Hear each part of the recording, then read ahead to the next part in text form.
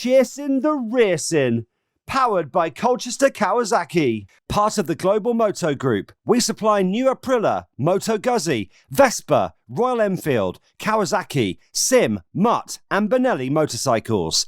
3, 2, 1, and welcome back to Chasin the Racin, episode 156. And by popular demand, we're joined by Boothy, Micheal Booth from 44 Teeth. Do you usually get introduced as from 44 Teeth these days? Yeah, these days, yeah. I mean, that's a new thing. So I've been there, a year and a half now. So yeah, that started to happen more often. Did you used to get Micheal Booth from Fastbike magazine? Because that's where you were. Jesus, yeah, your list is endless. Yeah, I was at Fastbikes before, but Fastbikes, it wasn't quite as. You got noticed a lot less. It didn't have as big a reach. Yeah. So it wasn't. Back then I was just Mike Booth. Now I'm Boothy from 44T. And you see, it's mad you've only been doing that a year and a half. You just seem so part of the infrastructure now. It's phenomenal. It's actually pretty scary to be fair. It's only a year and a half, you know. I was speaking to Lundy, who we've just met. I was speaking to him on the way over here, and he thought you owned the shop, for Glory Tattoo Shop. we were talking. He looked like the type, didn't he? Well, he's not Northern Irish, fair enough. There, yeah. We were talking about who we were getting on the podcast and stuff, and when I mentioned you, he was like, "Oh, is that funny guy that does the commentary for the free tech races?" So that's why, because they are. I mean, they are good. I don't know if you ever watched the onboards for the free tech. I haven't. No. So, you're part of the Zuki team, aren't you? That's right. Yeah. You have a mic for the race, though, don't you? So it's like on board, and obviously it's carnage, but then like the onboard commentary is funny. Well, it's just frightening, isn't it? Like you've done them, haven't you? Like there's bikes everywhere, people crashing all over the place. So it's fairly entertaining. Definitely. Which is good. I tell you what, so free tech to the northwest. So this is how we've actually been able to call you and call rain tonight, isn't it? So it's a case of you're back here, which is fantastic. So hold on, you're a newcomer here. Yeah, that's right. Yeah, yes. How are you a newcomer here? I've done it. Well, so I've been trying to do this for 5 years probably now. So I've entered it nearly obviously not the last 2 years, but I've entered it and sort of half had things ready, and you know it's like so many things can go wrong, and like I've had a sponsor pull out, and then the bike wasn't ready for another year, and it just never happened. So but yeah, finally here after 5 years. Because I was about to say, because like the last time we were at the TT 2019, you were top 15 14th that was, yeah. On your own ZX10 stock bike. That is outstanding. Yeah, cheers, mate. Yeah, I was pretty happy with that. I bet pretty should be over the bloody moon. So I'm trying to think. So for the people that don't know who Boothy from 44T Fast Bike, you got any more titles? No, just that. Yeah, just that. Right? No problem. So where did it begin for Boothy then? Boothy. Where did it begin? What, racing wise? Yeah, I mean life, general. Yeah, you know, fetus. Yeah, I mean I was about that big when I was born. My mother hated me. Yeah. No, I started racing when I was about 6, I think. But as young as you can, but like off-road stuff, you know. Yeah. I had like the P-Dub 50 riding around the back of the garden, like loads of kids did. And then, a lot of motocross, but I was rubbish at it. Like, it's just a crash all the time. I would crash multiple times in a race. I would never do a race without crashing. So I think we got to the point where we decided I'd try something else. So when I was 13... I thought you were about to say 22 or something like that. Like, when I was 22. When I was 13, I went super teens. So that's how it would have been how we met, wouldn't it? What year was that? I think you were a little bit. I think I started just before you. Mm-hmm. So I started super teen racing in 13 or 14. No, not 13 or 14. 03. Yeah, that's what it quite. 4, yeah. So when did you start super teen racing? 2009. Oh, did you? Yeah, but I didn't even know you did super teens. To be fair. Yeah. Who was around that sort of 03 area? God, it was that long ago. I can't really remember. I tell you, was there? What's that small lad called who went and did MotoGP? Brad Smith. Oh yeah. Yeah, so we was racing with Brad Smith, and then so that was funny. We did. He's not that small now anymore, is he? Brad Smith. He was really small at the time. So we was doing super teens, and he just disappeared off the face of the earth. And then, like a year later, he's in MotoGP, and I'm like, Jesus Christ, what happened to Brad? That elevated. yeah, like from nowhere. But who else was doing it? I mean, I was doing it, so. Yeah, that's all I need to know. Danny Webb. No, he went straight to Spain. He did it. He did it a little bit, and Danny Kent, and I can't really remember. Yeah. I've had a lot of bangs on the head since then. Yeah, fairs. And then did you go straight up to like 125s, or was it up to Superstock 600? Stock 600. No, I did a year on a triple challenge. Oh, So I went from the Super Teens to the triple challenge, did a year in that, crashed my brains out, and then did a year, and then went straight to Stock 600. Was that back when the Triumph Challenge was ran at Bempsey? That was it, yeah. Yeah, so I did the triple challenge the first year it ran. Oh, yeah. And then I also did the year after Stock 6, the first year that ran. Right. So But they used to run the Triumphs back then. They used to run like a younger class, and then they used to. That run was like, it, the young guns, yeah. Yeah, and then they ran like a over 40s class, I think. Yeah, and yeah. they were different colour bikes and all that sort of Yeah, stuff. yeah. And that got taken to BSB and ran for like quite a few. I had number of years. no idea that's where it started. Yeah, so like Tommy Dale and Johnny Blackshaw were at the front of the. Or am I thinking of the right people?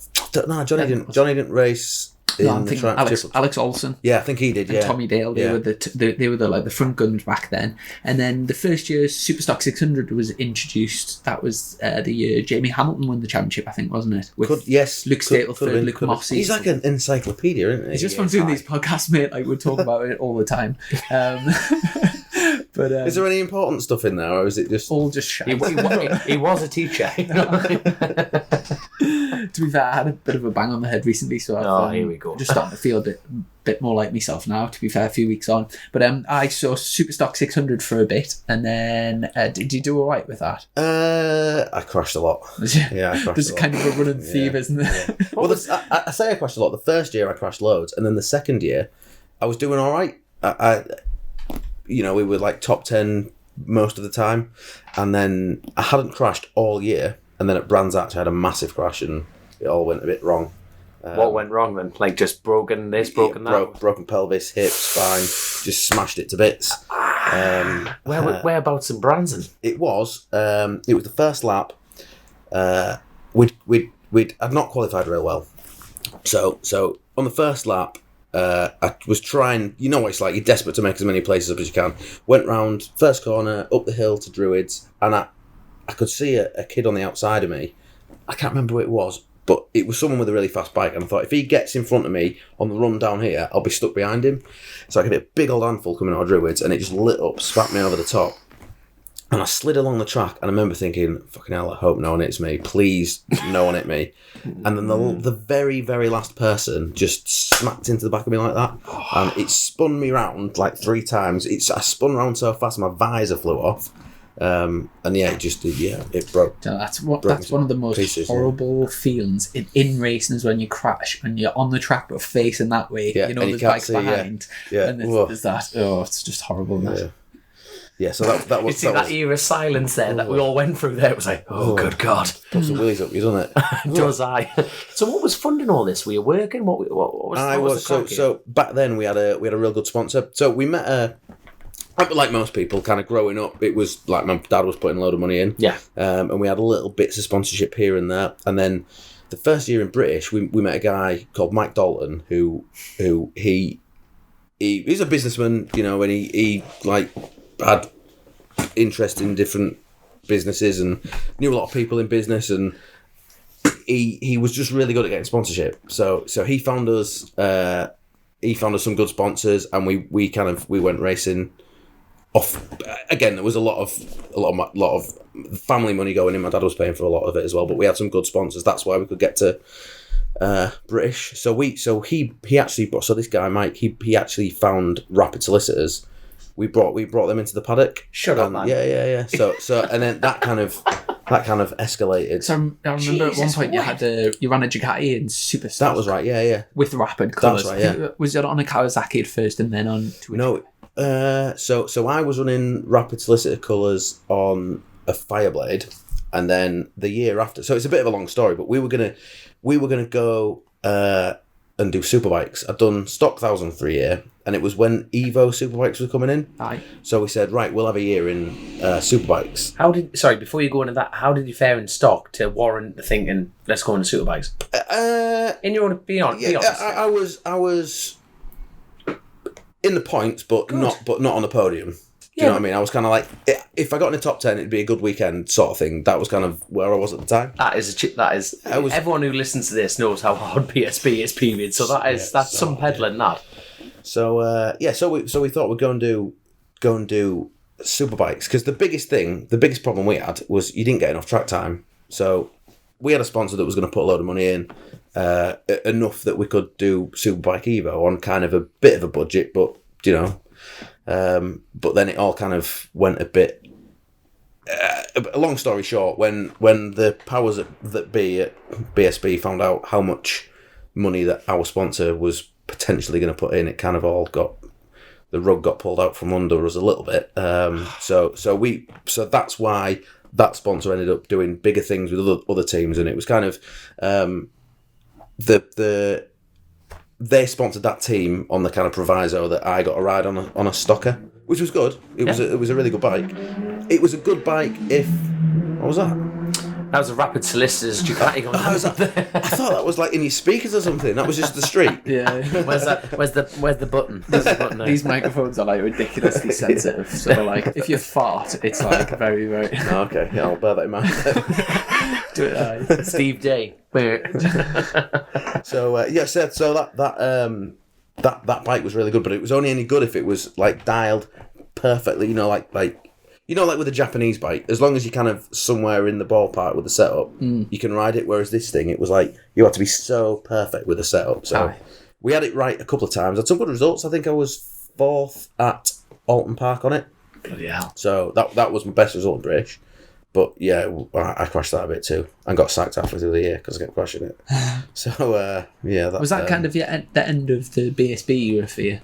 No, I did. So after that, I then got a ZX10 and did probably 4 years, just me and my dad, doing it on our own bike on a bit of a budget, kind of buying other people's old scrub tyres and doing it like that. And then we kind of got to 2016, and I just thought, I can't. To be competitive, I would have had to like invest so much money in a new bike, doing the whole thing, and I wasn't getting the results that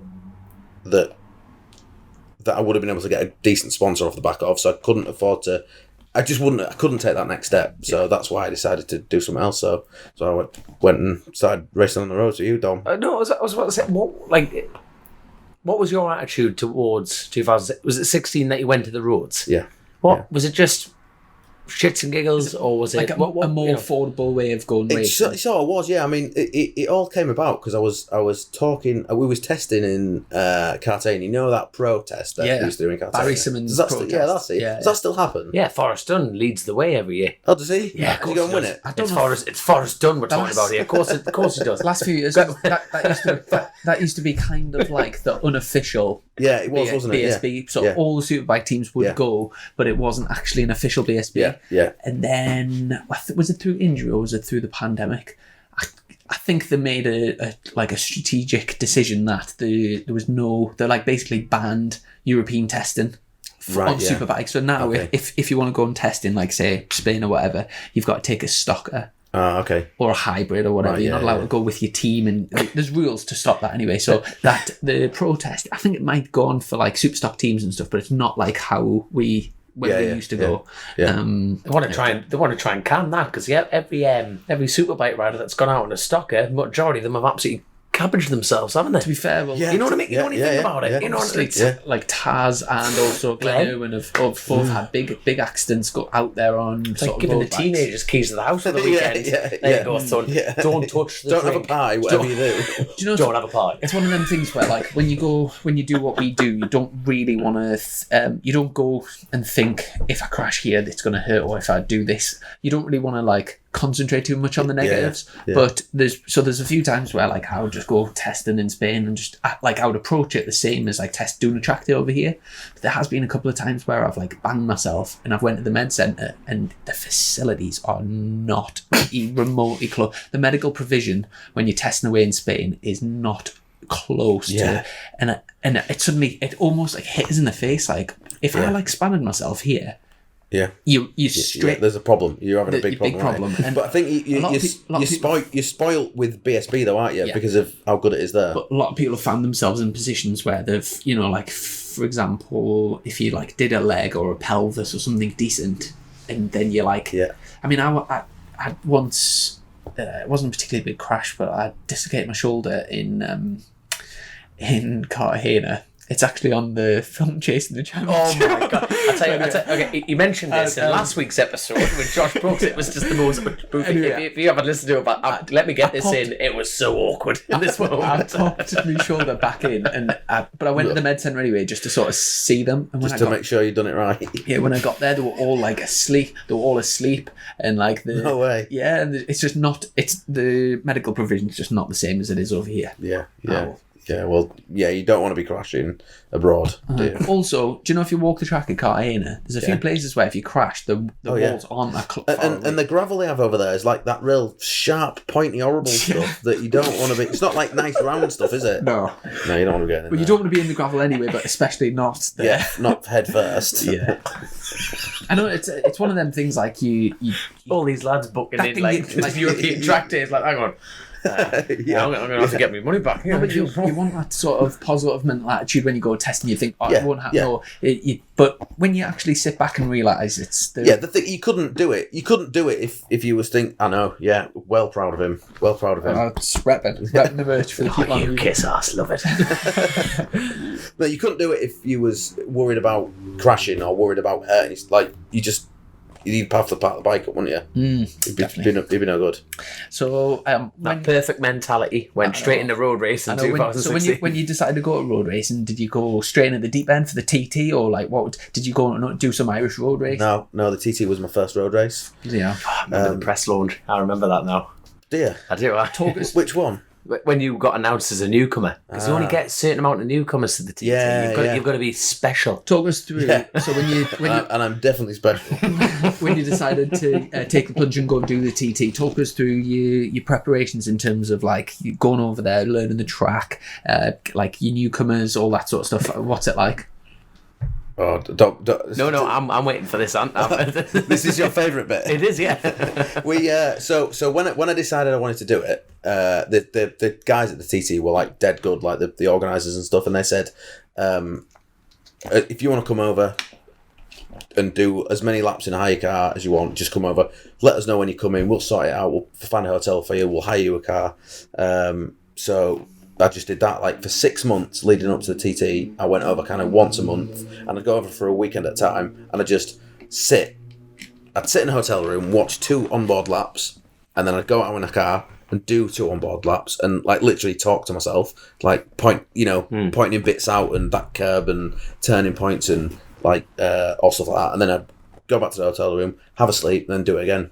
I'd probably do like 10 laps a weekend or 15 laps a weekend, and then go home and just every night before bed watch a little onboard on my phone. And I think with the TT, you just got to learn it, haven't you? Oh God, I don't even think you need to be. Of course, you need to be a reasonable level of rider, but so my first year, Alex Polita was there, and he's like fucking better than me, but I was quite a bit faster than him by the end of the week, just because I'd put I could tell he hadn't learnt it, and it probably was a bit more difficult for him because he's a bit further away and there's a language barrier and all that stuff. But if you learn it, you think and you respect it, and. So do you know the before you did your first ever lap with on a bike, like a proper in anger, roughly how many hours do you reckon you did of studying? Oh, God. Into the hundreds probably. Honestly, yeah, wow. Yeah. So because like literally every night I'd watch an onboard, and that's 20 minutes, and then if I'm waiting for a haircut or I'm sitting in the van waiting for someone, I'll just get I would have got my phone out, and so I bet it would have, plus all the hours driving it. Yeah. Did you cancel your hub subscription for a few months? Bet you saved a fortune. No, I kept that going. Got to keep that going. Got to keep motivated. I had 2 screens. 2 screens, that's it. Yeah. Found yourself on the wrong screen. Oh, milky.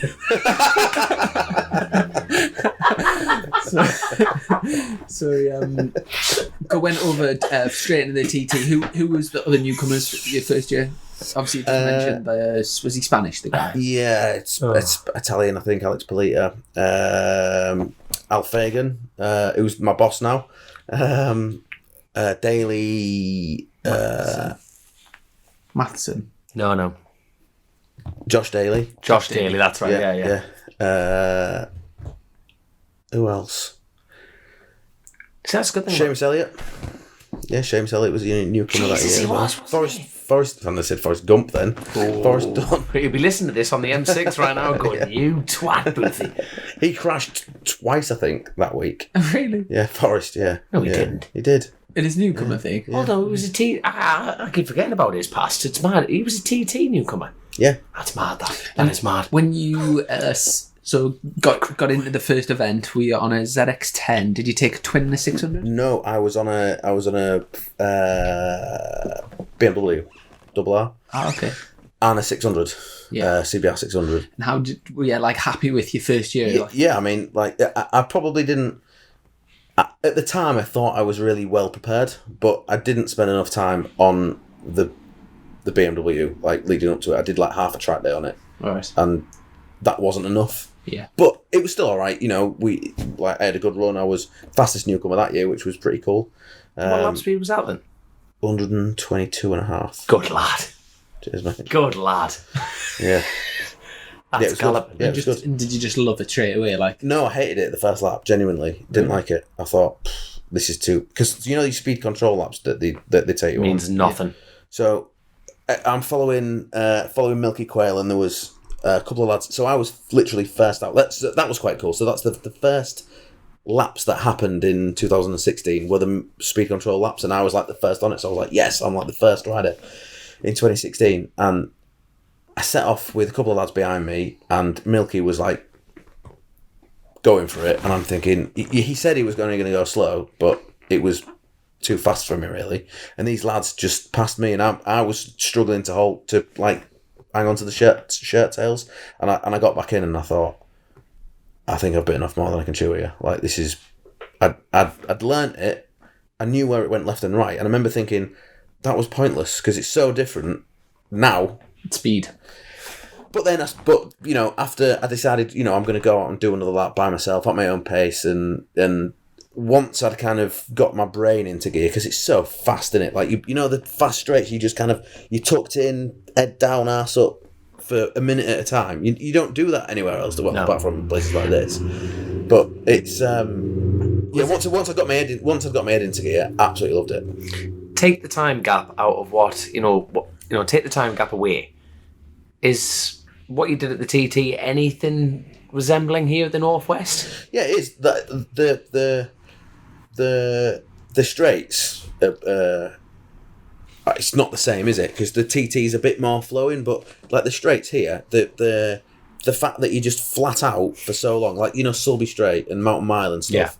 Yeah. That's like this, and that was they were the things that I struggled with most when I went to the TT. Just going that fast for that long, and your eyes can't keep up with it, and you break. It's weird. I'd ridden fast bikes before, but I'd never ridden them like that one.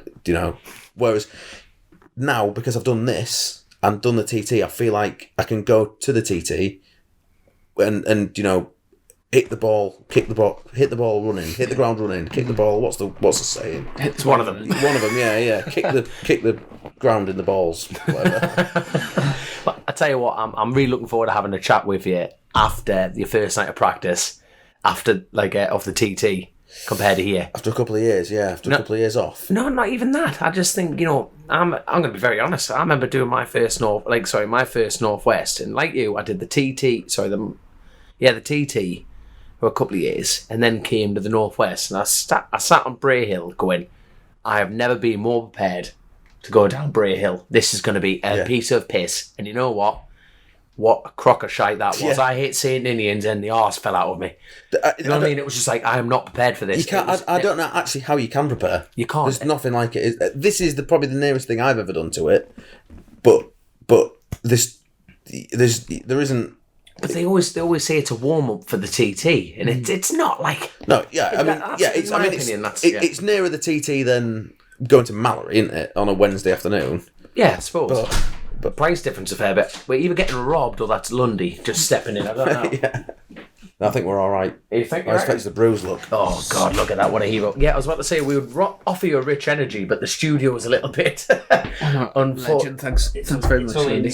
I'm really sorry. Oh, good lads. Lundy's Luke moment of Zade's fame. second best, isn't it? Yeah, that's it. That's Now, it. coming here as a newcomer, is it a similar sort of setup where obviously it's not nowhere near the challenge in terms of the length of the circuit or the number of corners. It's a lot more straightforward here. In terms of your preparation, have you been over here to go around the track? There was a newcomers weekend, but I had stuff on and I couldn't make it. I would have liked to have come, but no, I didn't do anywhere near as much prep for this as a TT. But it's not like the TT here, is it? It's kind of it's you've got straights and chicanes. How many laps here before you thought, right, I know where I'm going, sort of thing? Who have you asked for help? Like, when you've got here? Or no one? Have you literally just want to do your own pace, no pressure? Yeah, pretty much. Yeah, like I'm not really here to. Of course, we're here to race, aren't we? And the good result's nice, but I'm not here with a competitive head on. Really, I'm here just to get up to speed, get used to the bike, and maybe come back next year and have a proper go at it. But yeah, do you know where they finished in the Superbike race? Yeah, yesterday. I'll be high up. Impressive. First time. No.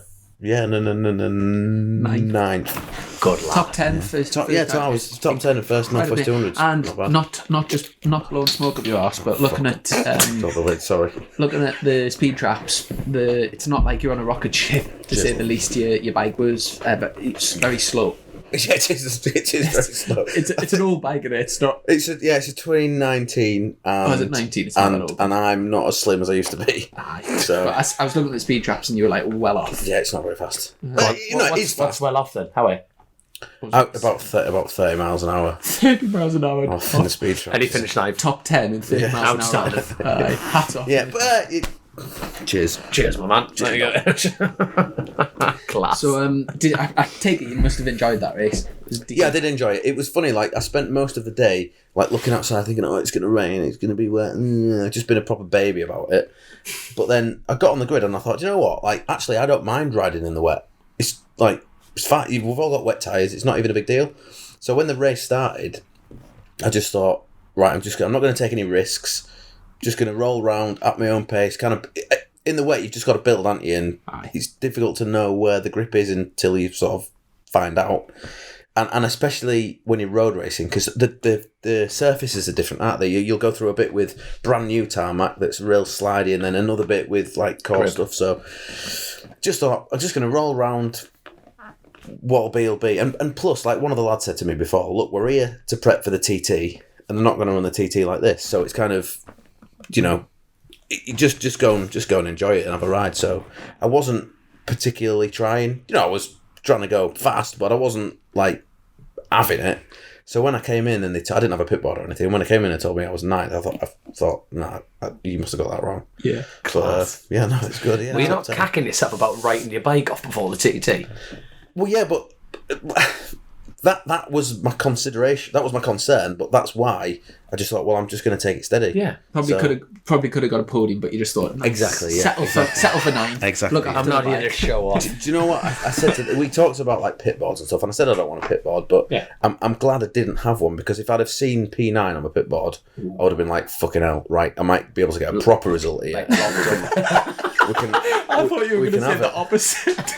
I thought you were going to say like you would have seen P9 and thought, I'm going to I can taste it. No, the other way. It'd put the rockets up my ass on everything on, and then I probably would have written my bike off a week before the TT. Now, as well as lots of people personally requesting you on Instagram and Facebook, there was a lot of other people asking for sort of privateers and people sort of a little bit further down the grid, but the ones not in the big established teams and that sort of thing. So coming to the Northwest, obviously you've got this great initiative to raise a few quid. Something, people have went down the line of like selling squares and that sort of thing in the past, but this is... show your helmet out on camera again. Yeah, I don't think this is... Which helmet did you want to see? Any one you want, son. You need a bigger lens on that to see the other one, mate. So it's... electricians use that type of thing, don't they? Yeah, it's like... It's for... like making little labels. I used to use one for I'd put labels on or like drawers and stuff like Mike's pants and socks, do you know, like that type of thing at home. And I just thought loads of people have said that they want to help out, they want to do something, but they've not got businesses, they can't afford a lot of money. So, and I've seen other people do like, you know, like sort of fan clubby type things where people kind of donate and like a crowdfunding thing. So I just thought, look, if people want to get involved and want to be part of it, we'll put your name on the helmet. So all the people on there have put 44 quid in. And is that staying on for the TT as well? Yeah, that's staying on for the TT. I would say we've got space for another, what do you reckon, like 10 30? Well, yeah, 20, 30 maybe. Yeah. Bit of space left at the top. So if there's anyone out there that wants to get involved for the TT, give us a shout. Class. And it's good. Any names we'll know? Anyone? I don't know. But this is my favourite. This guy, I don't know if this guy actually it's the real guy, but this is a genuine fella. He was a really famous American NASCAR driver, and he's got a fantastic name. That's him there. Look, it's like Dick Trickle. Dick Trickle, yeah. that's my favourite. Class. How many Dick Trickles have you seen? How many? I genuinely don't actually know how many there are. Class. But the money we've raised, it looks like it'll pay the tyre bill for the TT and most of the Northwest. Fantastic news. So that's like without that we probably we would have had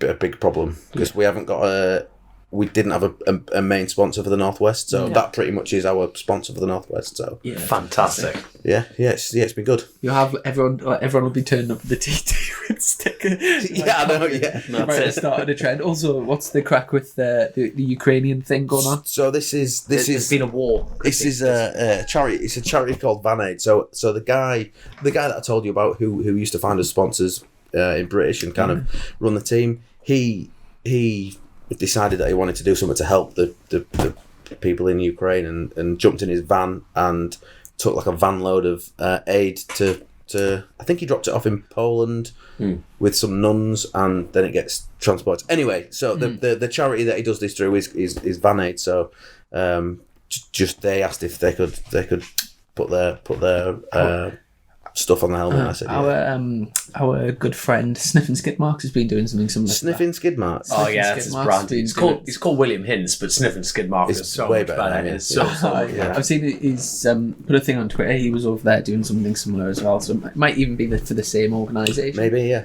So spot on. And then obviously going into the TT. So you've got your big bike, your ZX10, 2019 ZX10. What other? And a Triumph 6M5. So that, I believe, was the one that you rode at Haribo. Right. It's an old James Jackson bike. Yeah, it is, yeah. Very good. So it's only a stocker. It's only a stock engine. One careful owner. yeah. never crashed or raged. So we got...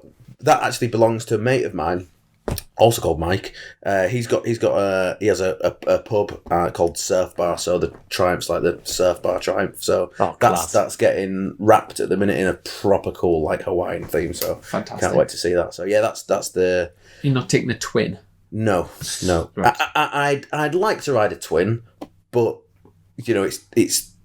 We're going over just me and my dad and a couple of mates, and there's already enough to do with two bikes. Yeah. So if someone says to me, "Look, here I've got a twin here. Do you want to come and ride it?" and we'll look after it. I've enjoyed watching you on that twin. No, the CF. Oh, the CF. CF Moto. Yeah. What happened there? You've done a few rounds. Yeah, I did a few. So that was kind of Chris, the other fella from 44 Teeth, he decided he wanted to go racing last year. So.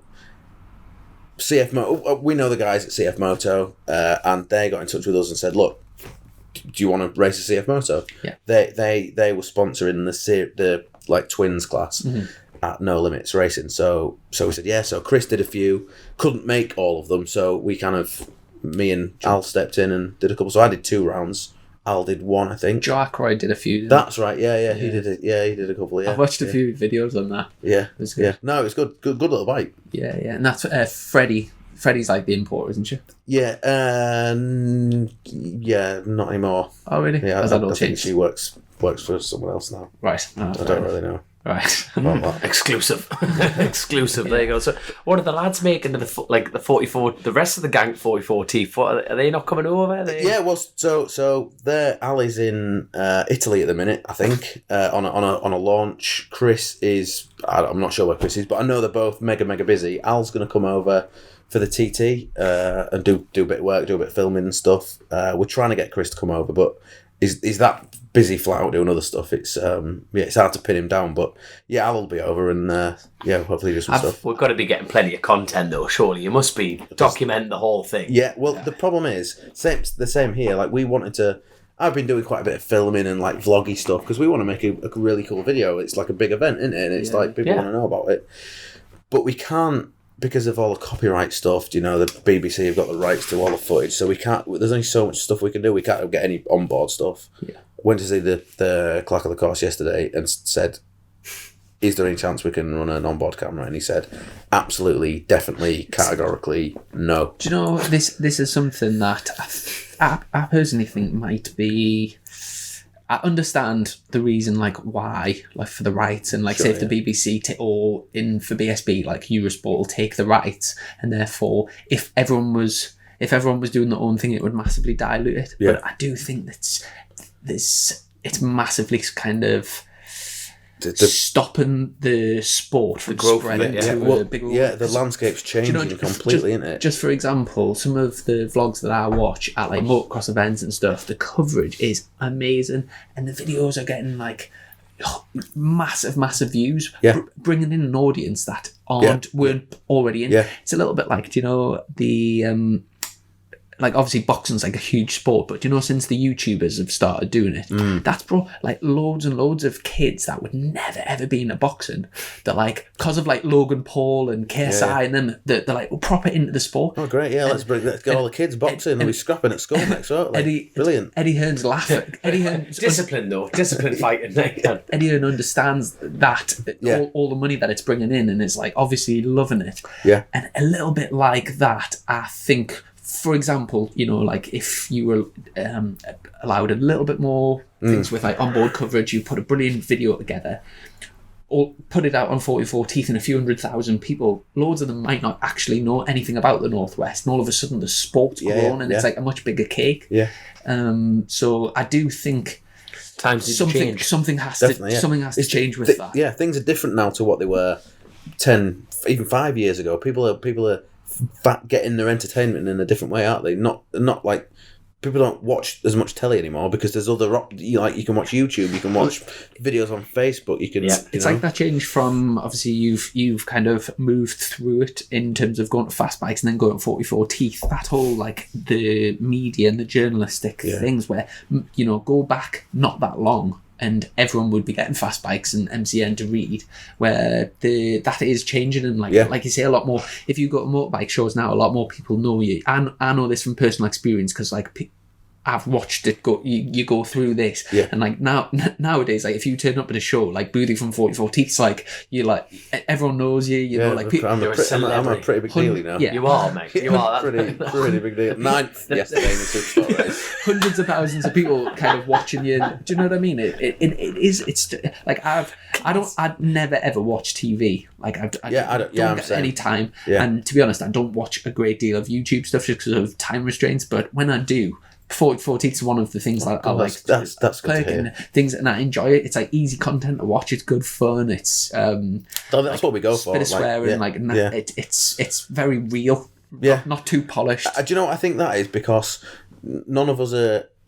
Me and Al are both got a sort of bit of a journalistic background, but we're not TV presenters. We're just normal blokes who go and ride bikes. So like even if we wanted to, we couldn't. Well, I don't think I could do that kind of polished, proper. Yeah. Like all I can do is just talk shit about bikes. Do you know? And you do it really well. Thank you very much. Thank you very much. Do you know, with the whole the YouTube thing, obviously you'll make like the budget bike battles and stuff, Yeah. like the big programs. Obviously, take loads of content. Is the times where you like say stuff and then you have a discussion where you're like, that can't go on. Every video, yeah. Yeah, every And video. who's the worst offender? I think we're probably all as well as each other, to Really? be honest. Yeah, we talked about editing video is one of the most time consuming things, and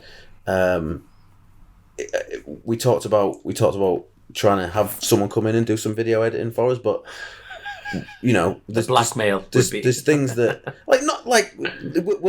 I don't think any of us say things that are really horrible and nasty, but like the world is a sensitive place now, and there's certain opinions that rub people up the wrong way, and You'd have to. You couldn't outsource that.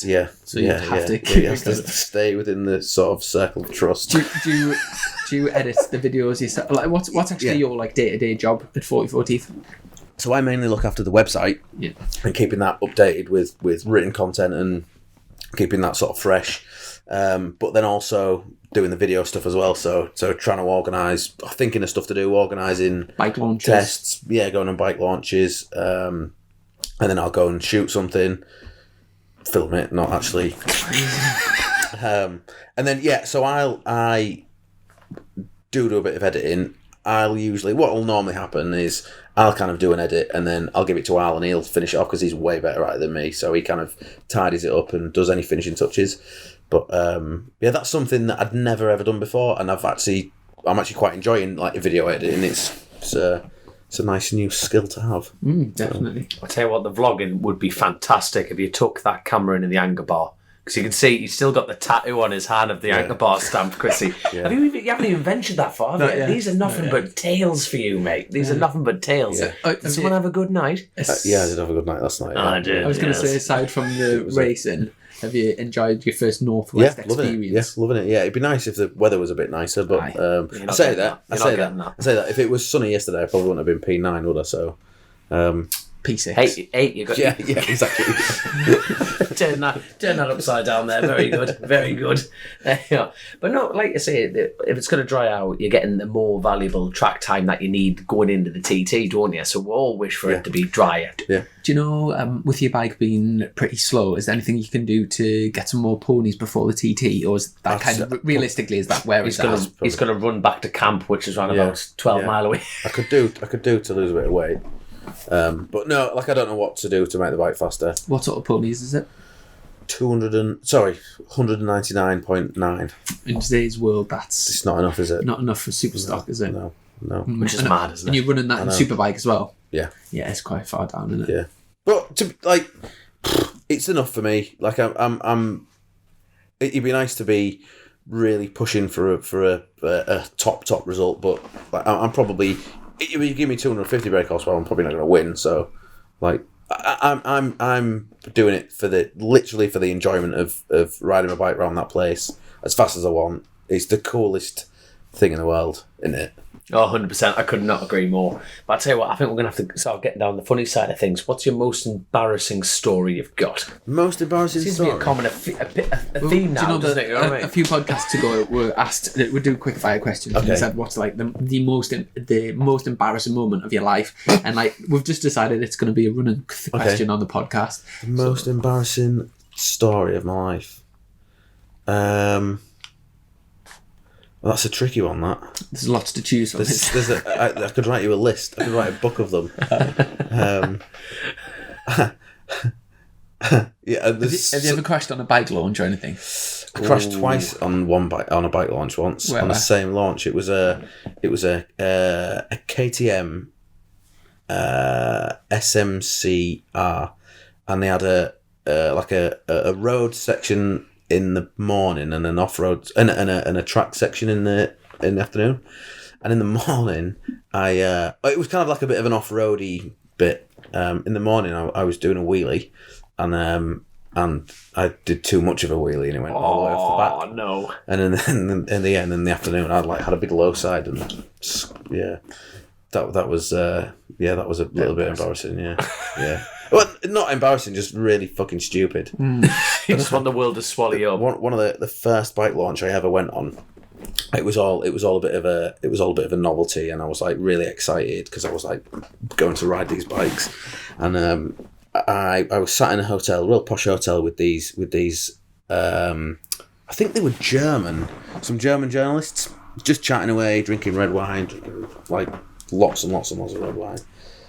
And the next day, I was just spewing everywhere. I got a lift to the track in a car, and all the way there, I was hanging out the window, just spewing all this all down the side of the car. There was like a massive stain of red wine. So when we got there, I said to the guy, like, park this over there because like I don't want everyone to see how pissed I was last night. But yeah, they all found out. That was a bit embarrassing. I'm sure there's loads of embarrassing stories, but none are. Do you know what? Like, I think part of it is these days. It takes a lot to embarrass me because I've done so much stupid stuff.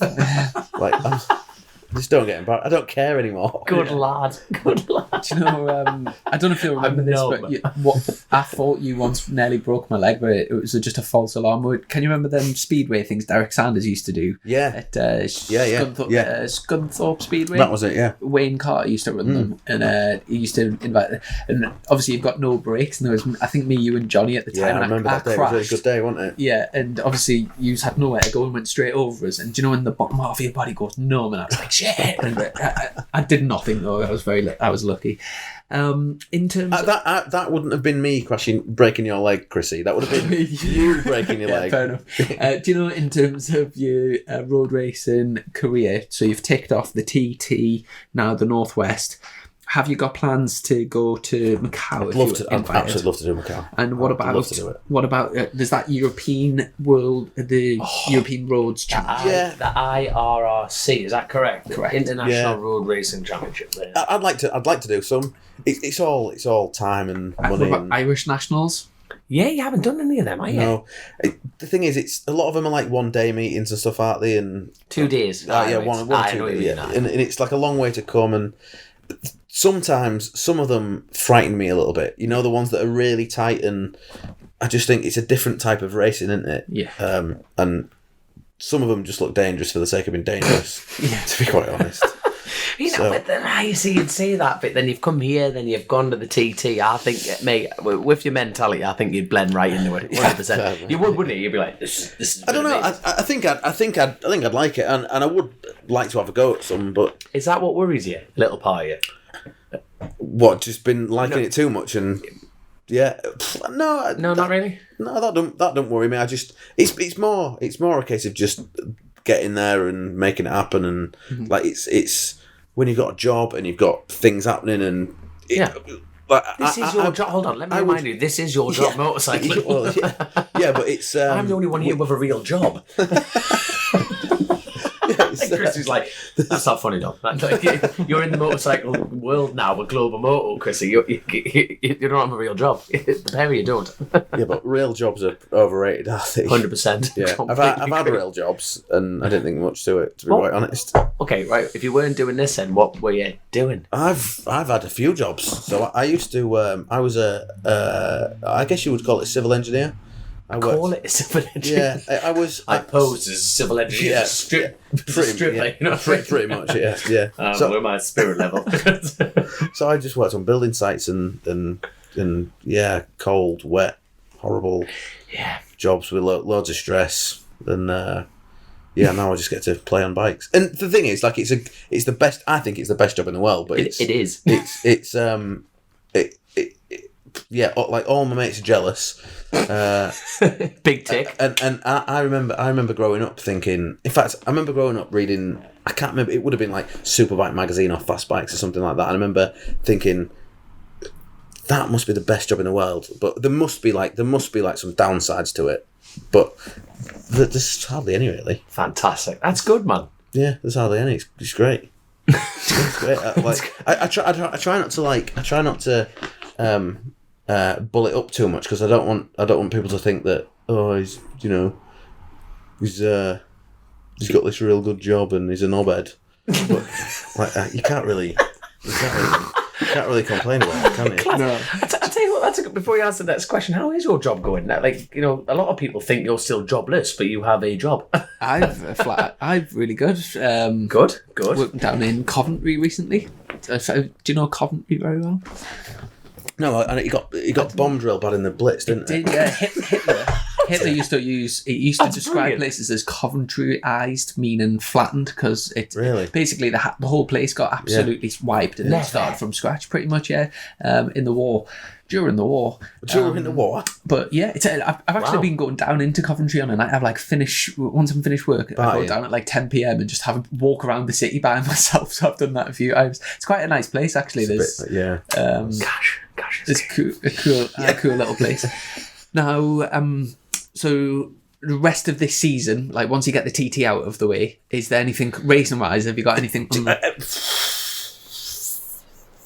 There's loads of stuff I would like to do, but I've got no like concrete plans to do anything. Like you mentioned, Macau. I'd love to do Macau. I don't even know if that's even happening. I've heard nothing. Well, funny enough, it's Mervyn White from here that runs it.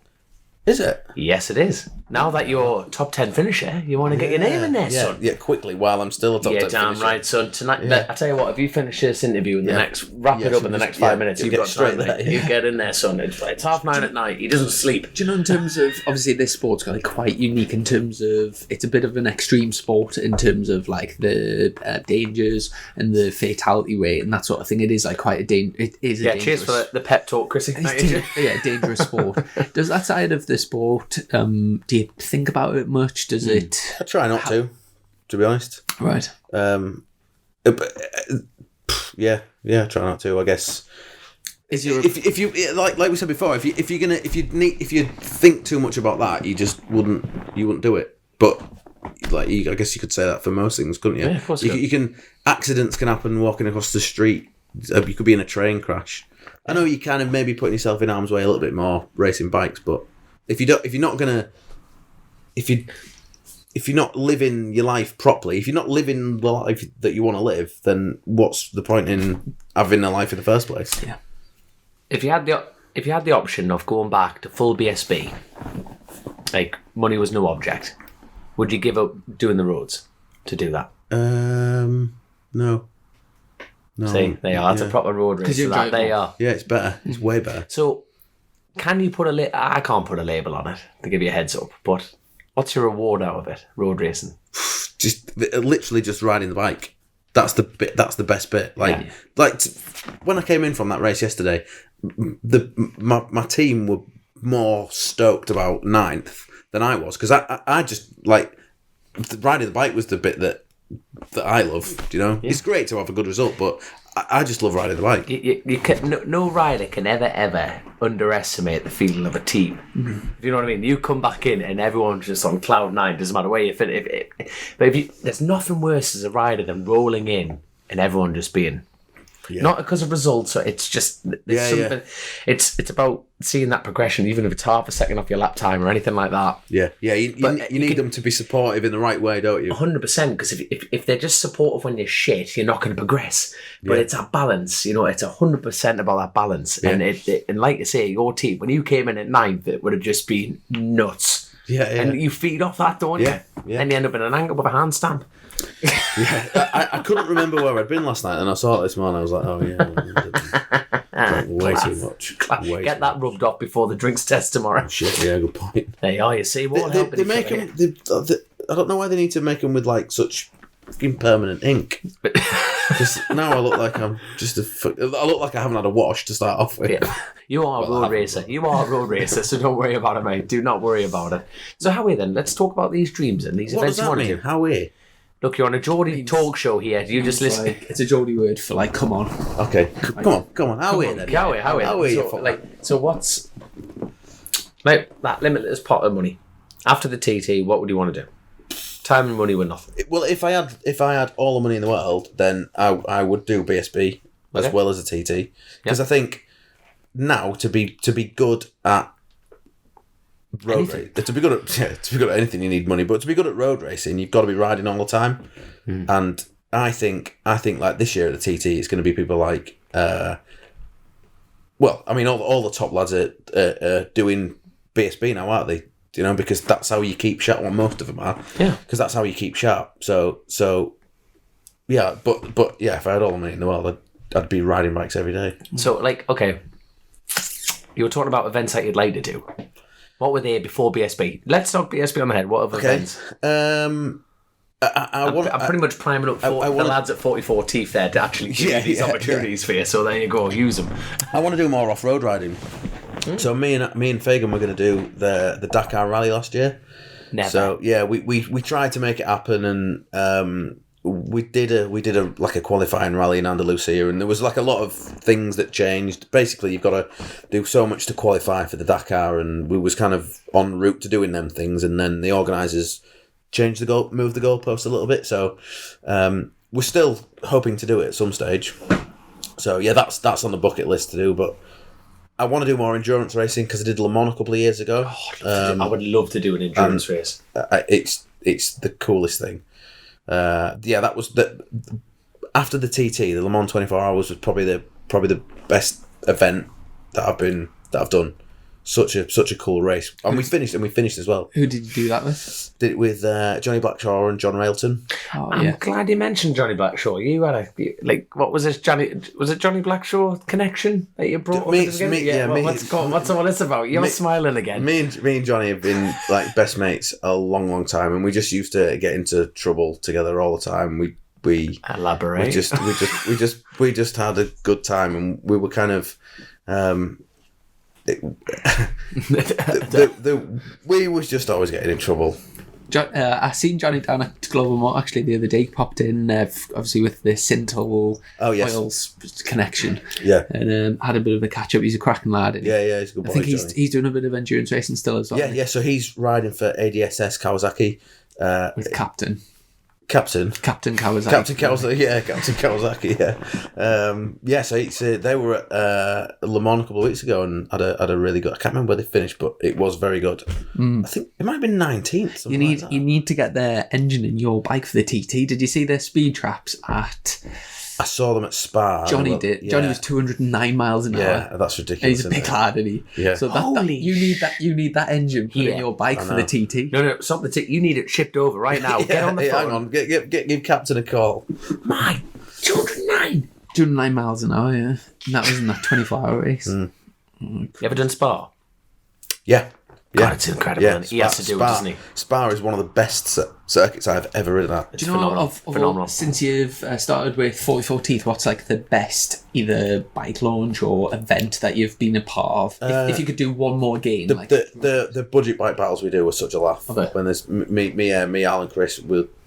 Well, I say I've only done one. So the one we did last year, it was kind of they started it before, or they tried to start it before I started there. Yeah. But then it got delayed because of everything happening. Coronavirus. Yeah. So that kind of meant I like.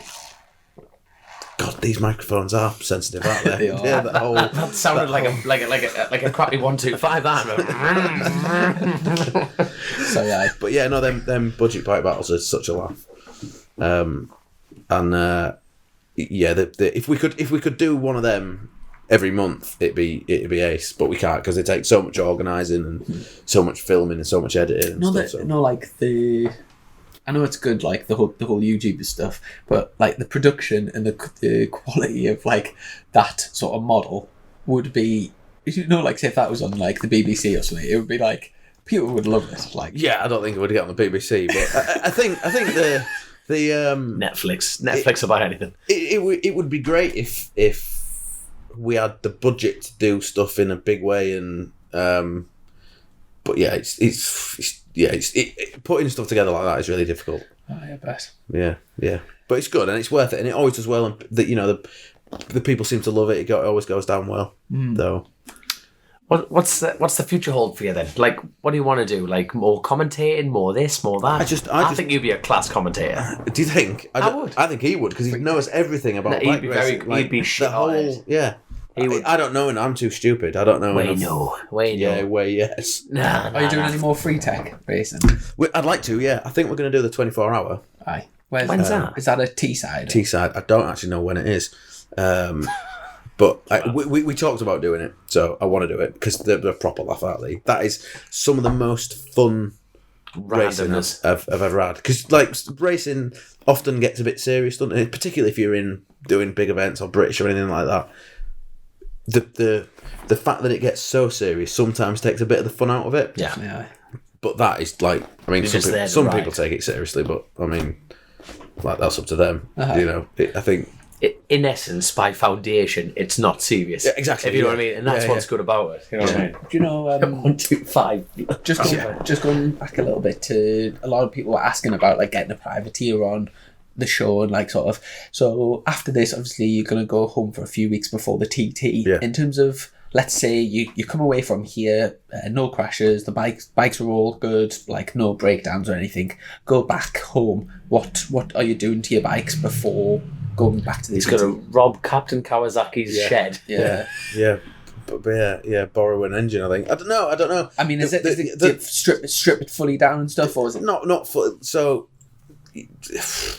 we'll put new chain and sprockets on it, fresh oil, stuff like that. We'll give it a good once over, a good clean and stuff. But I'm taking that bike to the TT pretty much how it is. I've got no, there's no real. Oh, we're getting a wrap put on it, but I don't know what that's going to look like yet because we just need to confirm a few things. Class. So, well, this pod will be going out the week before the TT. Is that correct, Chrissy? It's going not this Sunday, a week. On Sunday, so there we go. So it'll be just the build 2 weeks. 2 weeks between.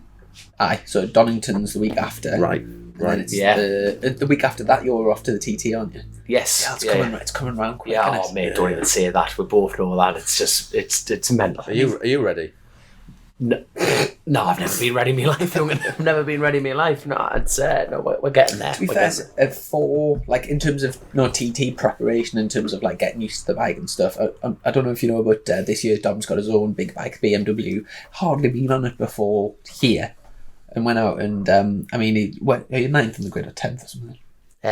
Qualified 4th in those sketchy conditions, and then 9th in the dry. Good lad. And that's literally like mileage wise. Before now, you've done. Did a track day at Cadwell. Like You're a good view, aren't you? No, I'm fluky, youngin.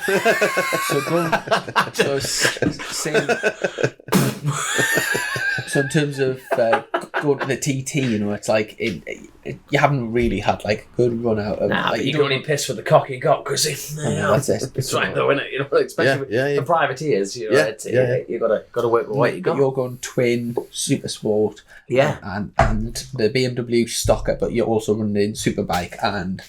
Yeah, so at the moment, the 600 destroyed a piston, knocked a set of valves, which is crap. So we're obviously going to try to find an engine ready for that. The twin here would just get absolutely obliterated by ponies because you can run up the 700 class. Ah, sure. Yeah. So we are just getting absolutely hammered down the straights, and it's one of them.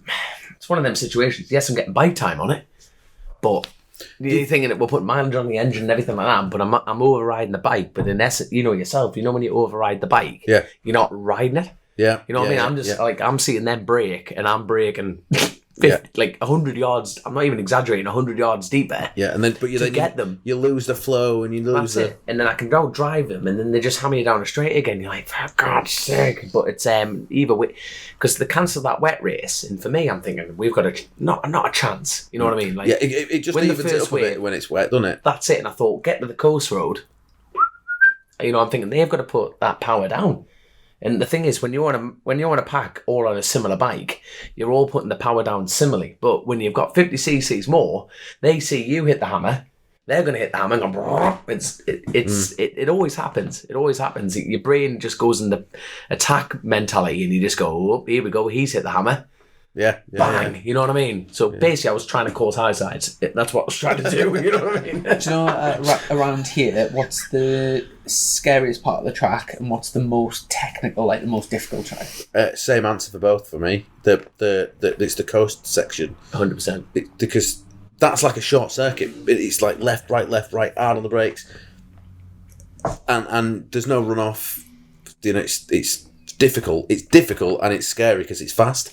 The back section is just like you're going very, very fast, flat out, Some people faster than others, but you kind of roughly in a straight line, aren't you? Yeah. And you can't really get it wrong. Mm-hmm. Whereas on the coast road, There's lots to go wrong. Black Hill is so crucial. Yeah. Because if you just tip in that margin too early, you're off throttle going uphill, and you've just got to hit that so bang on, because that is just the home straight. You can pass so many people coming off Black Hill. Yeah, doesn't matter if you're on the slowest bike or not. You maybe can. But you know what I mean though. But if it's about leaving it tipping in. Now, do you know what you're looking for? The reference for Black Hill. Well, so I figured something out, and you might have a better one than me. So I was using I was trying to apex opposite where them red curb protector things. Are you directly opposite that? That's where I was sort of aiming for. Now the good thing, use the colour, but use the left. If you drive around that tonight on the bike, you'll see how it goes red, white, and it stops. Okay. The colour stops. That's the top. The top of the apex of the crest. That's it. So you just bring it out wide, and you've got the confidence to aim for something. Okay. Yeah. Because if you're going in up there, you're going up, going nah. I think that's it. Yeah. And you're going up off throttle. Because I'm going up, leaving it wide. I'm going. It's like hitting a point on any road. Yeah. You know what you're looking for. So I'm going up that hill, going. It's at the top, and they just come round. There's a colour change. You just hit the throttle, and you're driving over it. Sorry if you get it wrong. Yeah. If I have a big wumtish down there tomorrow, I'm blaming you. Yeah, that's it. But honestly, if you get on the bike tonight, go around and be quiet on the road, and just you'll physically see it, even in because of your headlights on the bike. Yeah. And you'll just go around and go, oh, there it is. Yeah, I'll look out for it then. Literally, I'll go that way tonight. There you are. No, honestly, have a look for it. It's like proper. Just there it is, top of the road. Are you ever going to do it then? What's that, Northwest? Yeah. Never say never. Exclusive. What are your thoughts on road racing? Like, do you fancy it, or is it not really interest you? We've talked about this off and on, but what I like to see is it's like everything with time. We've talked about it a lot over 2-3 years, and you just think, his mother will be strangling me through the camera right now, going like that. But I especially here, obviously you see a lot of the BSB lads here, and I mean, I don't know. I've got mixed sort of feelings, mixed emotions. I would say, not like there's no like, I don't know. I've never actually stood trackside and watched Northwest, so tomorrow will be the first time for that. But you've got a good attitude, though. When I say mixed though, sometimes like say if I'm in the car going up through there, I think bloody imagine being on a bike now like this, and then in the same sentence we'll go around a corner and I'll see a lamppost, and I'm thinking bloody hell, if like the front tuck's there, so like I have very much both opinions, but more of like a broader kind of life thing. I look at some older people that I know that are sort of kind of like getting towards the end of their lives, and they're physically like sort of they're unable to do much with their lives now, and I think to myself, like if you had like a huge bucket list, like what have they really ticked off? And I just think that they've kind of got through life and they've survived until an old age. But have they really lived? They haven't really lived. But it's a very fine balance between and that's why I really don't like to judge anyone, because I think only individuals know. And like for some people think people are like morons for having a motorbike on the road because it's dangerous. There's a word for them, dickheads. Do you know what I mean? But everyone's got different levels. And at the end of the day, for people that have family members that do sort of cross that line slightly and end up losing their lives and stuff, there's such a price to pay for it. So it's a very fine line. Someone once said to me, they said, you're better off regretting something that you have done than regretting something that you haven't done, because you never know if it could be the best thing that you'll ever do. It probably will be the best thing you'll ever do, actually. Do you know, I was actually thinking the other day, I mean, I don't know what your thoughts are on this, but do you think in like 20 years' time the road racing will be a thing, like TT and Northwest? I hope it will, but the world's changing so much that you just don't know. And one thing Do you know? It's frightening, isn't it? Do you know, for argument's sake, so someone came to us and said like the Northwest's got like an end date in like sort of 5 years. Oh my god! Imagine the or like newcomers or list. like a T. You know what I mean? No, imagine, imagine it. Do you know, everyone like, would be like, right, I need to get. If the TT, if it was public knowledge that the TT only had X number of years, it is definitely something there that I would think, well, you're never going to get a chance to do it again. So Yeah. But I tell you what, a lot of people would pack in as well. I think that generally a lot of people would pack in. No. I generally do. You know, I think it's one of those. You just like, especially in road racing, you live by year. It's like not I mean that in a morbid side. It's like anything though. Even like racing itself, the cost of like say making a mistake and crashing, like say in short circuits BSB, is massive. So you kind of want to get faster and faster. You're getting closer and closer and closer, and then you have a moment and you just ease it back. Yeah. It's like that. It's like that, but with danger throughout your life. And you kind of want to get as close as can, get the best experience, the biggest thrills, and then just come inside and like carry on live. And you're like trying to live on that line, and that's essentially what we're all trying to do. I think so. Yeah. Get the most from life without just overstepping the mark. Yeah. Because if you think like, do you know, if you said like, what's like the 5 best things you've ever done in your life, they're all like probably things that if they weren't wrong, they're like, but like, I did a skydive a few weeks ago, and it was like like such a thrill. Yeah. And you just think like, for some people just do not get that, as in like, why would you want to go up in a plane, take like out of it? Yeah, do something like that for no like. There's no gain, like, but there is a gain. Like, it's the buzz. It's the buzz. I've done a few skydives as well, and there's nothing like that buzz jumping out, is there? Yeah. But you're right. That's another one of them things that, it's you just getting near to being a bit dangerous, aren't you? You know. I don't actually think statistically, I don't think skydiving is very. Do you know what? There's so many checks and stuff, and it is safe. Skydiving is safe. It's only dangerous when you're pushing the envelope. Do you know, accidents happen, but it's like bike racing. You know, you can ride around nice and steady and slow, and an accident can happen, and you might hurt yourself or worse. But it's very, very, very slim that's going to happen. Accidents happen when you're trying, don't they? When you're pushing yourself, when you're. That's the same with skydiving. The accidents that happen in skydiving are usually when people have got like tiny little parachutes and they're trying to do loops and stuff in it. I don't know if you've ever thought about this though, but everyone does have a definite limit of like for example, a lot of people are happy to do short circuit racing, but they wouldn't do road racing because they think that's the step too far. A lot of people would do like the Northwest, but wouldn't do the TT. No, if the TT was twice as dangerous as it is now, would you still be doing it? 100%. What about 4 times as dangerous? Yeah. 8 times as dangerous? No, we're talking about alligators on every corner now. Yeah. No, you're talking about like on average. Yeah, there has to be a limit, doesn't there? Fatality wise, on average, I think averages out about 2 a year at the TT. Yeah. If it was 4, would you still do it? If it was 10, would you still? You know, at some point you've got there's a when is it too? I don't know. It's an interesting question. You know what I like about the TT? The TT isn't dangerous. It's the rider that makes it dangerous. The TT is a lump of tarmac. No, it is. He just labelled it on the head. You ride it. You could ride around at 20 mile an hour average. Yeah, the road itself is not dangerous. Yes. You make it dangerous. Yeah, but it's the fact. It doesn't. A curb doesn't move out on you. No, but it's the fact when it's a competition and it's a race. But you've got to. If you're not racing it, then the road isn't dangerous, but the race is dangerous because the race is the thing that you're doing on it. I'm going to put something out here, right? It's only statistics that make the TT dangerous. The Northwest 200 is so much more dangerous as a rider than the TT. One bike failure, mass group. Yeah. There's statistic numbers through the roof. The thing that the TT itself is like any inanimate object. It is there. It doesn't adapt. It doesn't breathe. It doesn't change. You make it dangerous. You make life dangerous. You know do you think the Northwest's more dangerous? 100%. Yeah, 100%. Yeah, in a lot of ways. Yeah. 100%. Right.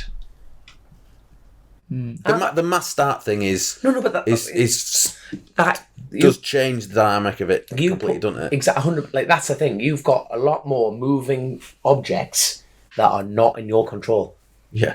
We approach a corner, mechanicals happen. You take that elimination out of it. I approach every turn at the TT and go, how late do I want to brake? How much do I want to put the throttle on? And that, for me, that is the ecstasy of road racing.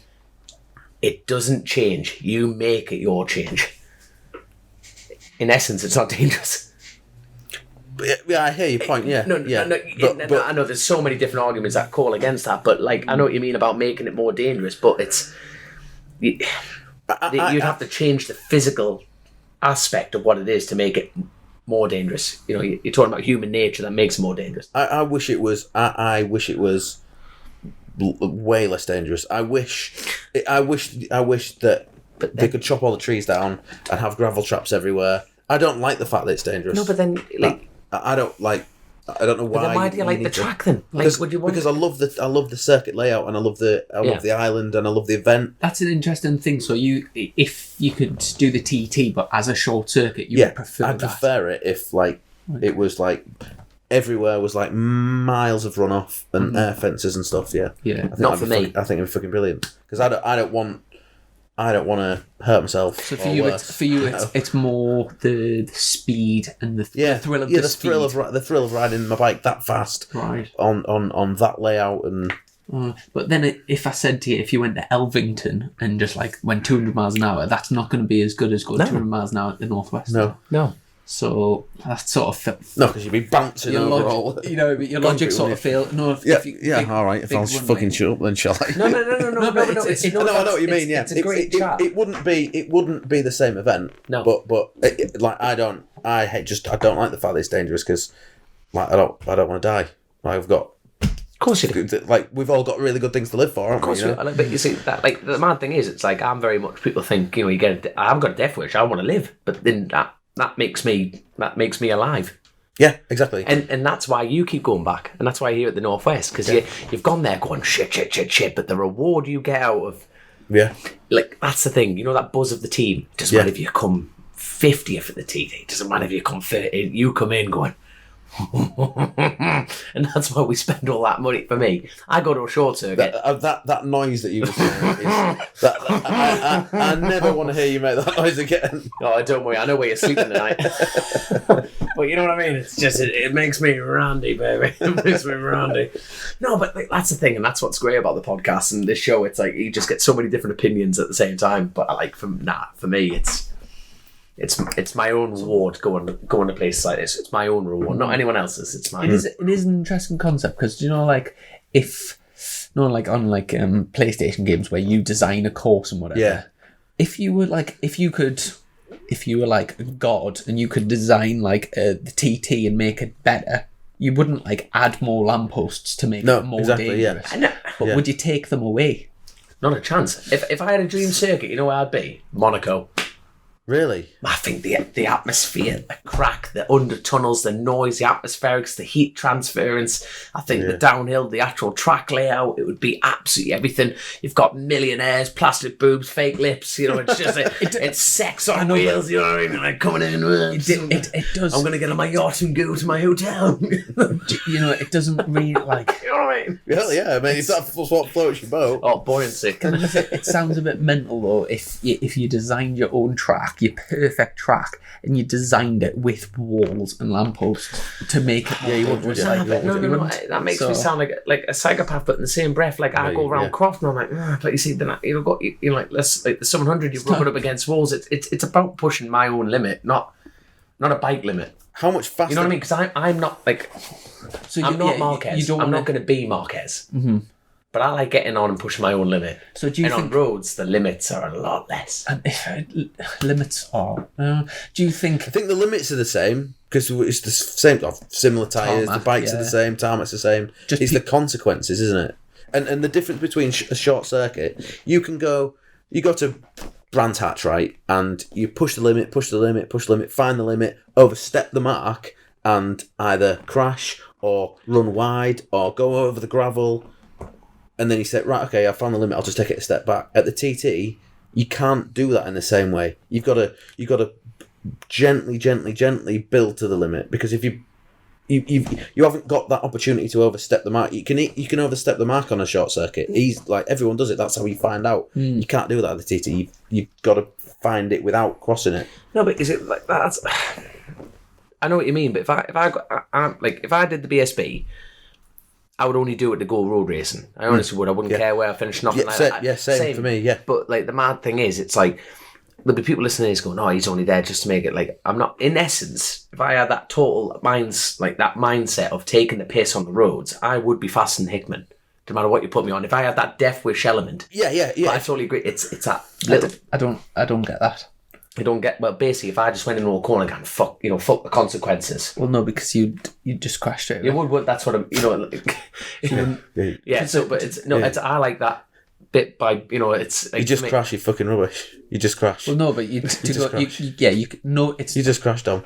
No, just tell him he's fucking rubbish. No, but just crash. What I'm saying is you couldn't just like decide to be faster than Hickman. Like no, but that's what I mean. It's a skill set. No, I totally agree. No, but I meant if you took the total fear aspect out of it. Yeah. You wouldn't last long in this game. No, I understand that. Yeah, but if it worked and paid off, you might not crash. You would eventually crash. Of course, but you might get 2 or 3 corners faster than anyone that's ever done them. That's what I mean. But then it wouldn't be many corners before you was. Here's a good question for both of you then. At the Northwest and the TT, do you have corners in your head like here where you think, if I crashed, I would be heading there and that's okay. But if I crashed here, I would be going into a wall and like change how much you're willing to put. Like, for example, is the corners where like, as you're trailing the brakes in, you think, if I crashed here, I'd be willing to crash here, but I wouldn't be willing to crash there. And of course, yeah. Oh, do you do that? No, because I don't want to crash anywhere. Right. Also, you don't change. So yeah, I don't ride more safely at the more dangerous corners. Right. But yeah, I agree with that. No, I agree with that because I ride at my level at 100% all the time. You know what I mean? I'm riding as hard as I can, regardless of the corner. But yes, I totally agree with that. That side of it is like, when you're coming at the end of university, you've got that runoff and you do take the piss out yourself. Right. You know what I mean? You go, boom, boom, boom, boom. If I miss it, doesn't matter, let go. Yeah. You know what I mean? But yes, if you try and held it mid-turn, you're going to come off hit grass. Yeah. No problem. But you're coming over before Black Hill, that bump on the right-hand side. Yeah. You're going over there and you go, if the front does fold, that's it. Like, you know what I mean? You are in for... Do you think you'd go faster if... Imagine the whole course here was like, there was no lampposts and trees and stuff. How much faster would you go? Me, a lot. In terms of like seconds, how many? Yeah, no, I don't know. It's like, but there's Glenn Irwin. He's just smashed the lap record by 2 seconds. It'd be interesting to see what his mindset of it is. Imagine what these professional riders could do. You've got Josh Brooks here, for God's sake. Yeah. You've got Glenn Irwin on the Superbike. You've got Peter Hickman. You've got Dean Harrison. They are far from mugs. Flipping that question to you, how much faster do you think you would go if there was no lampposts, no walls? You know yourself. Changing that. You would be 100% quicker than me around here. I don't know. I think it would. I don't know. So if we went to a short circuit, you'd wipe the floor with me. Yeah, I don't know. I would definitely ride it faster. Yeah. If it was, run off and stuff. Crash proof. But yeah, crash proof. But I genuinely don't know how much faster. Yeah. I think one of the biggest things is the fact that when you're road racing, because there's always stuff on the there's like walls and stuff on the apex of corners, so you can't see the way around them, so you can't see how much space you've got. You need to know it really well to know, like when you go into a normal corner on a normal racetrack, you can, at the turn-in, before the turn-in point, you can see the turn-in, you can see the apex, you can see how much space there is on the exit, so you've just, it helps you judge how fast you can go around it, whereas on a road circuit, you've got to know it, haven't you? You get what is it, May Hill, that one that we was talking about. Totally blind. I know there's blind corners in short circuits, but there's a wall on the inside, and it's just totally different, isn't it? Do you know, it's a weird one because it's different. You don't actually think about it, you don't break it down and think about it like that. But there's the corners on BSB tracks, like for example Park Corner at Cadwell, because there's no tarmac. If you run on, there's grass, and then you're going into you eventually get to a wall. You therefore you never take the piss and run on there. Yeah. But say Hislop chicane at Open Park, you know there's a runoff. I run on like 3 or 4 times a weekend there. Yeah, to find. But I don't think to myself, I'm going to push harder into that court. But you obviously are pushing hard. Do, yeah. Well, do you think you sort of subconsciously take the piss because you know you can get away with it? Do you think it's that, or do you think you run on because if you couldn't run, you'd be pushing as hard, but you'd just squeeze the brakes that bit more and try and get round? There's times where I definitely just couldn't. Not having. Yeah, like we're just straight on. But yeah, it's one of them where I think you subconsciously must know that you can get away with it. Yeah. So therefore you take the piss a bit more. Yeah. And it is interesting. But like you say, you cannot do that with road racing pretty much anywhere. Here a little bit you can, just because you've got the chicanes where you can push a bit into them, can't you?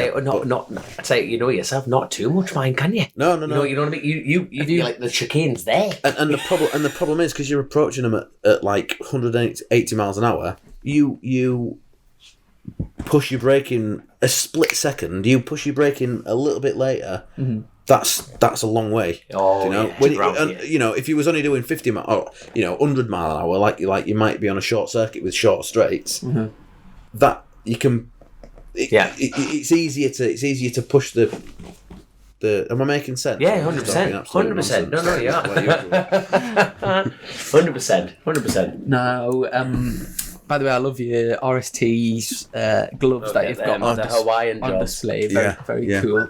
Yeah, they're actually. Jesus.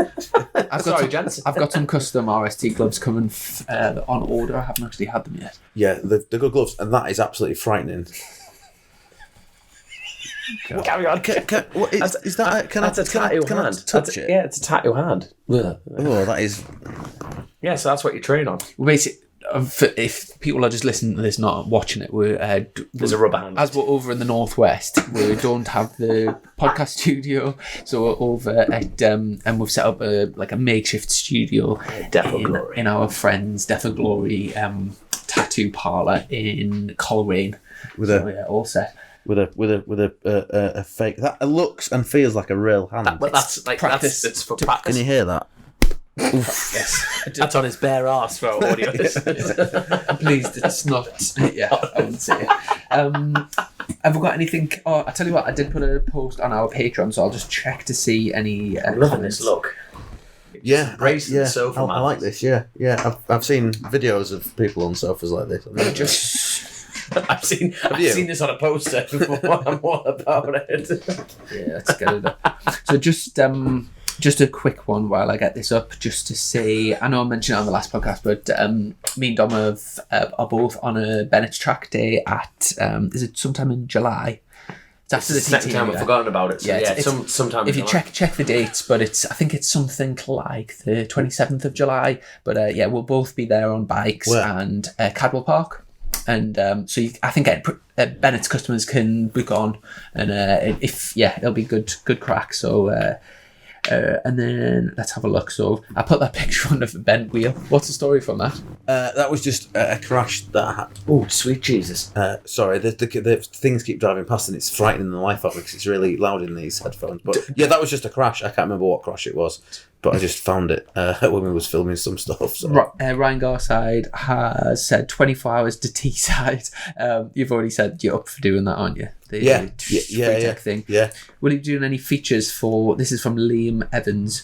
Will he be doing any features for 44 Teeth during the TT? Hoping for a mic'd up onboard lap with him. Oh, that would be good. I would love to make that happen, but there's just the same. There's just. Hold on, surely get away with mic'd up. We're trying to do something. We're trying to do something. Yeah. And we'll be while we're there. We'll definitely be filming some stuff, even if it's just like behind the scenes stuff. So we'll be getting as much content.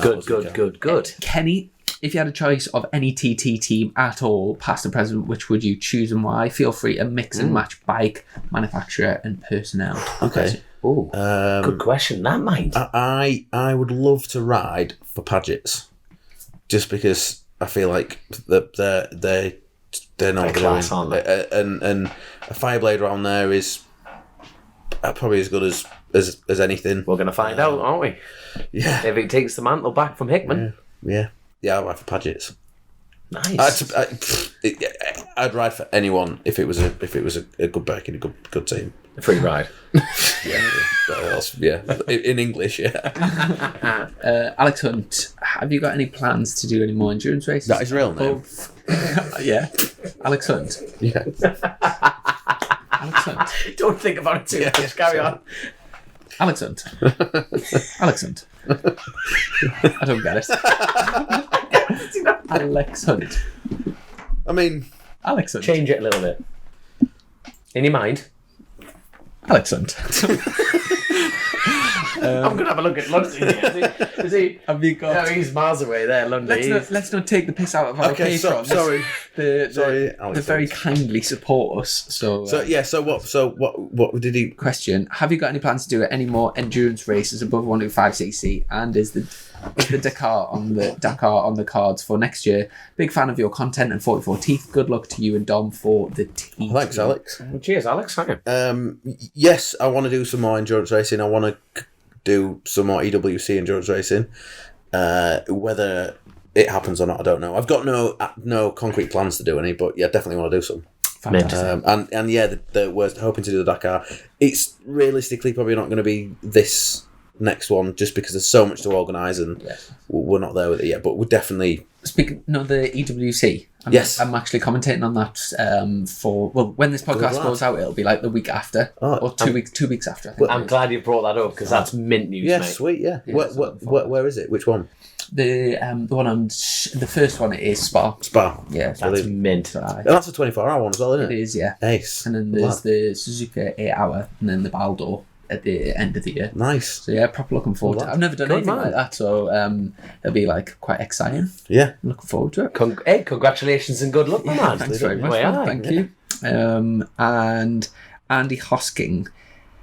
Not going to take the piss out of that. We're working on it. Standard question. Most embarrassing moment and must be better than the yellow ninja. We've already went through the most embarrassing thing. They're taking them. Everyone's been ripping us just because I told the story about pissing myself. So I've had the yellow ninja pissy rouse. That's been quite a Pissy rouse on Twitter. Yeah. If you can think of any more creative ones, stick it in the comments. Pissy rouse is quite good. I can't beat pissy rouse. Yeah. Basically, I went. Do you know what? Quite a few people have actually messaged us and said they had exactly the same story. I basically pissed myself at karate when I was a kid. Oh. So I went for the yellow belt and I ended up with the yellow suit. And, a few people have Top of his class all the time, Chrissy. That's the one. Well, have you got anything else to wrap things No, up? I think obviously good luck tomorrow, mate. Yeah, same to you, mate. Looking forward to you passing me, getting that, let's we'll dish see. out the portions, young man. Dish out the Well, portions. at least if he does pass you, at least you've got good faith. You'll probably be about 20 mile an hour faster back. That's the one. Yeah. That is the one. That is the I'm one. gonna good slipstream. I'm going to pass him into May Hill and use his own little tactics on him. I know. I'll be regretting that when it happens. There we go. Well, lads, I sincerely wish you both a safe and Thanks, successful Appreciate Northwest. Be rooting for you both and keep up. Hold on. You can only root for one. Who's it going to be? Keep up the great. I hope the whole race. I'll fight you for him. Yeah. You can have them. Best of luck for obviously Northwest and the TT. Keep up the great work with the 44T Yes. stuff. Cheers, mate. If anyone wants to, so at least 20 spaces, maybe 30 spaces on the top. If anyone wants to, for a donation of £44, what's the best way they can get in touch with you? So on my Instagram page, Boothy.44, get in touch with us on there. There's a link to the PayPal account. So yeah, just get in touch. Instagram's probably the best way these days, isn't it? Yeah. Like in 2022. Way aye, definitely. Way aye. Follow all the 44T stuff, obviously predominantly on YouTube, but on the website stuff that you look after. I know I mentioned about the bench track day, but we've also doing a massive thing at the TT this year for like a barbecue, social barbecue. There's I think it's 200 spaces for Bennett's customers to mix with the riders and have like a social barbecue thing. So if we'll be over. Party, it's barbecue. Me and Booth will be there. We'll be over for that. Yeah, Just food. Yeah. happy days. Good lad. And massive thanks to our sponsors, Colchester Kawasaki, to all of our patrons, and especially Alex Hunt, who for the great question. He's still figuring it out, you know. He is. It's lost on me, that one. I can't wait to hit the pause button here. And yeah, look after yourselves, lads. Thanks very much for your time. Thank you for having me. Thanks Cheers, for inviting mate. me along. Thank you very much. Catch you in a bit. Awesome. Cheers. See you in a Ciao. bit. Adios. Ciao. Wee wee. Chasin the Racin. Powered by Colchester Kawasaki, part of the Global Moto Group. We supply new Aprilia, Moto Guzzi, Vespa, Royal Enfield, Kawasaki, Sim, Mutt and Benelli motorcycles.